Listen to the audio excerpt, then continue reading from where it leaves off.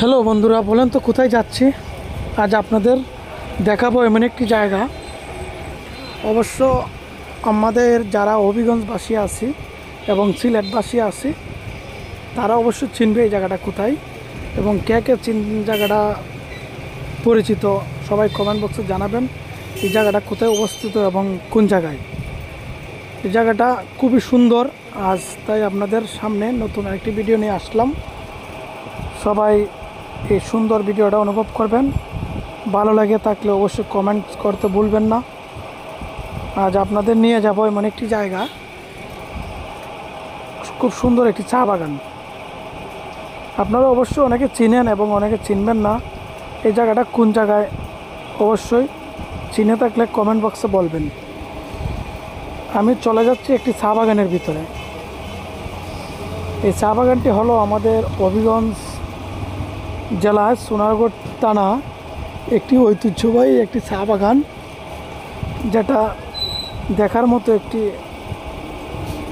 সুন্দর একটি দৃশ্য এবং পরিবেশ সবাই আমরা অনুভব করতে পারি। চলে যাচ্ছি সাইকেলে করে আপনাদের চা বাগানের ভিতরে নিয়ে যাব। এই আমাদের সোনারগড়ের ভিতরে সুন্দর একটি চা বাগান আছে। সিলেট বিভাগের মধ্যে একটি সুন্দর একটি চা বাগান। চা বাগানটি আসলে দেখার মতন একটি জায়গা। সেখানে গেলে মনোমুগ্ধময় পরিবেশ আসলে খুবই ভালো লাগে। তাই ভাবলাম আমার ভিউয়ার্সের সাথে বিষয়টা একটু শেয়ার করি।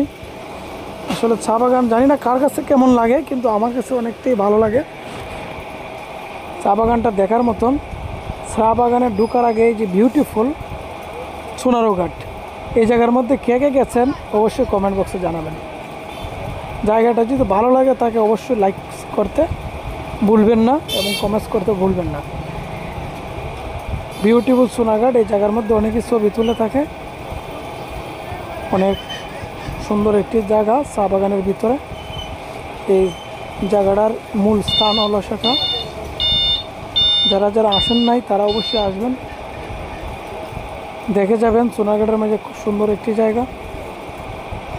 তাই এই যে বাগান, অনেক জায়গা নিয়ে খুব সুন্দর একটি চা বাগান। সেখানে গেলে অবশ্যই খারাপ মন ভালো হয়ে যাবে। চা বাগানটা দেখার মতো একটি জায়গা। সেখানে ভিন্ন ধরনের চা খেতে পাওয়া যায়। আশা করি সবারই ভালো লাগবে। চা বাগানের ভিতরে গেলে আসলে এমন একটি স্থান, খুবই ভালো লাগার একটি জায়গা। কালো আকাশ, মুগ্ধ করা পরিবেশ, সবারই ভালো লাগবে। যদি ভিডিওটা ভালো লাগে অবশ্যই লাইক করবেন। সবাই জন্য আজকের মতো এই ভিডিওটা, নেক্সট ভিডিও দেখার জন্য পেজটি সাবস্ক্রাইব করে রাখবেন।